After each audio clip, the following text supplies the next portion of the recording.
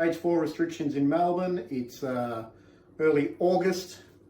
Woke up angry, but also woke up thinking about Maltese food. Can't see my mother, so again, we're going to make a Maltese dish. We've chosen Ros il forn, which translates to rice in the oven. That's a literal translation. Really, it's baked rice. After getting really angry that I couldn't see a real dish, what did I do? That's it. I called the Oracle. The Oracle. I called my mother. She's 86 years old. Still angry. She told me what to do. That's the recipe that we've got here. I will say that she migrated from Malta to Australia in 1954. So this recipe is circa Malta 1953, I suppose. It probably has changed since then, but I reckon it tastes really, really good. So I'm gonna share this with you. Maybe one day I'll actually get a video of her doing it. But no, I'm gonna share it with you. Hope you enjoy. A little expose of the ingredients we're going to use in Maltese baked rice. Ros il forn.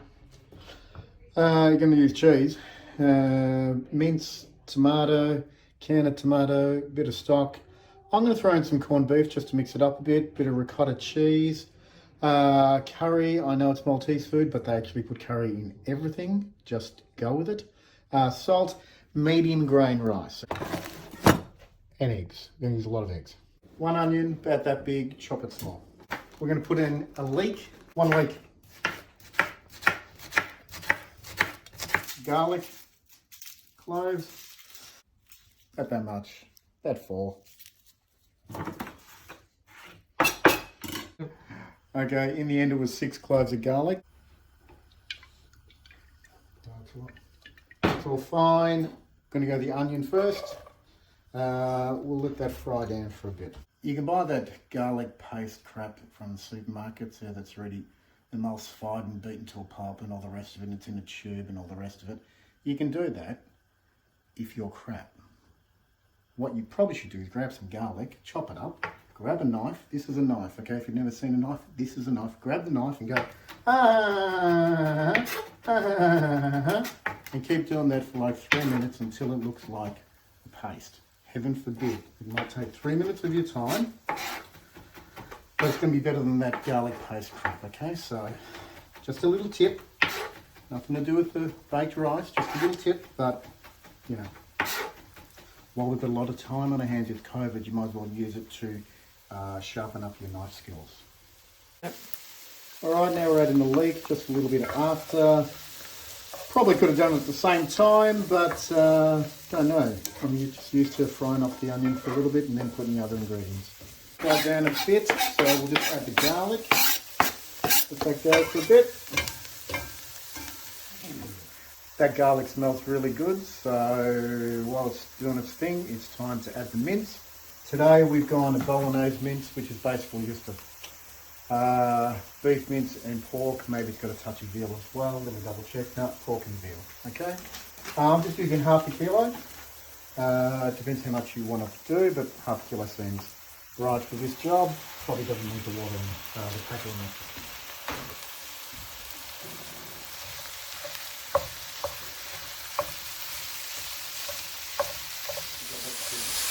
Sous chef taking over. Okay, so next ingredient time. The meat has cooked up a little bit. All the juices are going down.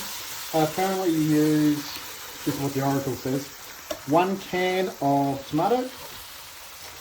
And we're also going to do passata. This one has some Italian herbs in it, so not sure. This might be a little bit too much. I've got a 400 gram can and a 700 ml bottle. In fact, while I'm there, I'll put some water in it.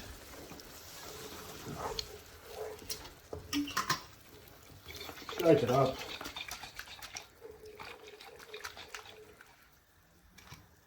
And get everything else in there. Bang. All right, now we're going to add some corned beef. Look, might be a little bit strange for most palates nowadays because we don't eat corned beef. That was like so last year was World War II, World War One. Meat in a can, you could open it and eat it, stuff like that. Malta and this recipe is coming from Malta, coming from 1950s, right? So they were really affected by World War II. No rivers, no lakes, no real cows. It wasn't New Zealand or Australia. So they had to have canned meat. So they actually used corned beef in their dishes. Now I know modern palate would go, oh, corned beef, it's actually not bad, and it imparts a taste that is actually pretty good. And I'll tell you, if you're ever out there making a bolognese sauce, don't have the one that I normally use, the hamper one, but add mincemeat and then add one of these, a hamper corned beef. Don't tell your kids, don't tell your families, all the rest of it. And just wait for them to go, oh my God, that's a little bit different, that's a bit strange, it tastes different today. It imparts a pretty decent taste. You won't believe me until you do it, but do it. Okay, we're just breaking up the corned beef. When it heats up enough, the fat, I suppose, that holds it together will break up and stuff like that. But just giving it a bit of poke around just to move it through. Offers a different taste to your cooking. I would use it every now and then. Just to mix it up, because you can't make the same thing all the time. Jesus. Okay, just going to put some herbs in. The Oracle doesn't really do much herbs. I'm just going to put a mixture of some Italian herbs. So just a little bit of basil. I like basil.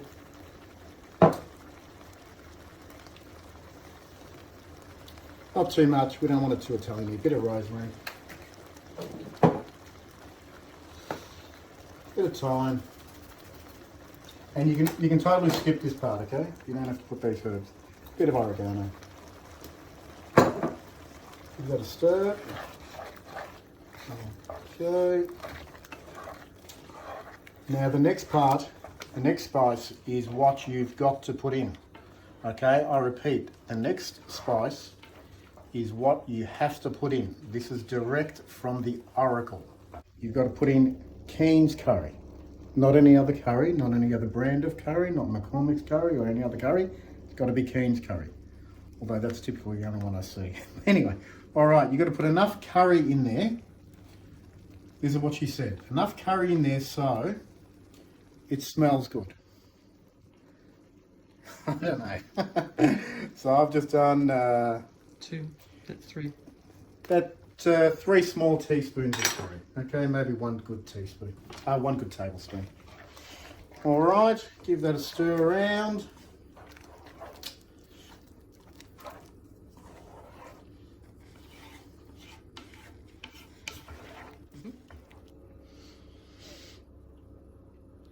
Believe it or not, I can actually smell the curry, so we've probably got enough. We'll give it a bit of a taste test as well, just to make sure, just before we're going to finish things off. But yeah, what we're going to do now is just let the flavours sort of meld a little bit, so we're just going to put it on simmer for, I don't know, 15-20 minutes, and come back after that.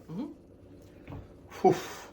Crisis averted. I had a taste of it, and it was just a little bit off. What I forgot, and what you can put in now, a good, probably a good 2 tablespoons of tomato paste, I reckon. All right, now that I've added the tomato paste, what I'm also going to do is what I actually do with all the tomato-based sauces that I make is I just put a little bit of sugar in it. Not too much so that it's actually sweet, but just enough to sort of cut out some of the acidity. Don't know if it works, don't know if it's me imagining things, but really about 1 tablespoon, okay? Maybe a touch more. Oh my God, comedy of errors. The Oracle said put a OXO stock cube in it. So just crumble an OXO stock cube in it, okay? Okay. Again, against the Oracle, but I just like to add a couple of bay leaves. Okay.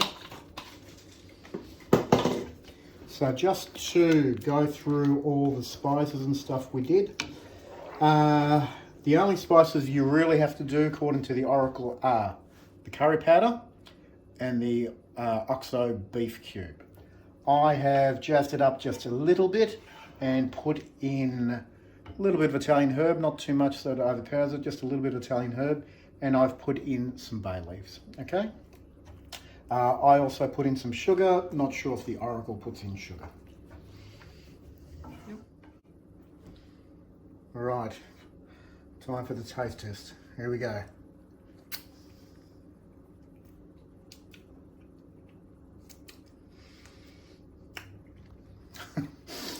Not too bad at all. All right, so now we're getting to the business end. It's been about 15 minutes. First thing we're going to do is ricotta cheese. Okay, so we've just done 500 grams of ricotta cheese into the mix, and we're giving that a bit of a stir around. It's just going to make it creamier, obviously. So, right now it's time to put the rice in. Okay, we're going to use the rice that should be used. Okay, not basmati rice, not arborio rice, not long grain rice, not short grain. Blah blah blah blah blah. Medium grain rice. I've done half a kilo of mince and another can of corned beef. I'm going to use 2 cups of rice. We've washed the rice, so now we're just going to mix the rice in.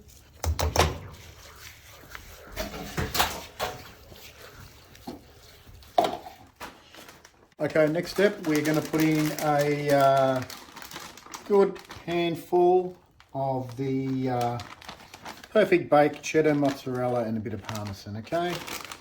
And because, you know, I'm like that, we're going to put in top one. All right, on top of that, what we're going to do is put in 5 beaten eggs. And I think the theory behind the beaten eggs is it will help bind the dish. So here we go, 5 beaten eggs.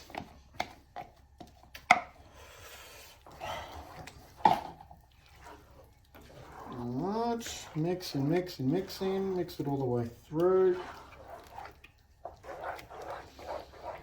Alright, so after putting the egg mixture in, you've got to add more water. You add more water because the rice is actually uncooked. We're not using par-cooked, semi-cooked, or any whatever type of rice. It's uncooked. The Oracle said you put enough water in over the top so that it covers the sauce completely, probably about a centimetre and a half. Then you mix it through. Okay.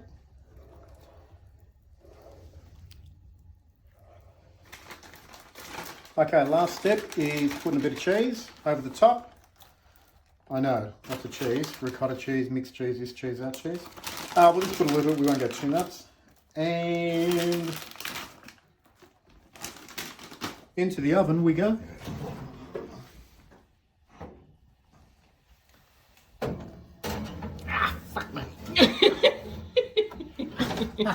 For future reference, don't touch the oven with your hand, it's hot. Okay, 55 minutes later, and it looks like we have a baked Maltese rice, a Russell Foreign, whatever you want to call it. We're just going to let it cool down for about 5 minutes and then open her up. Till then, time to try this puppy. Let's see how we go. Oh, big, dense, thick. Maybe do a wedge. The first cut was messy and deep, so we're going to try again. Hopefully this is neater for our on-camera expose. Whoa! Careful.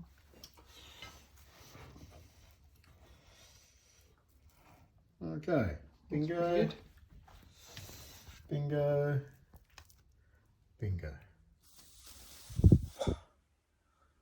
Okay, my parting comments. I've just eaten 2 plates of it and I can't move. Only thing I have to say to viewers is you need to put some salt in it. That's it. Otherwise, perfect. Spot on.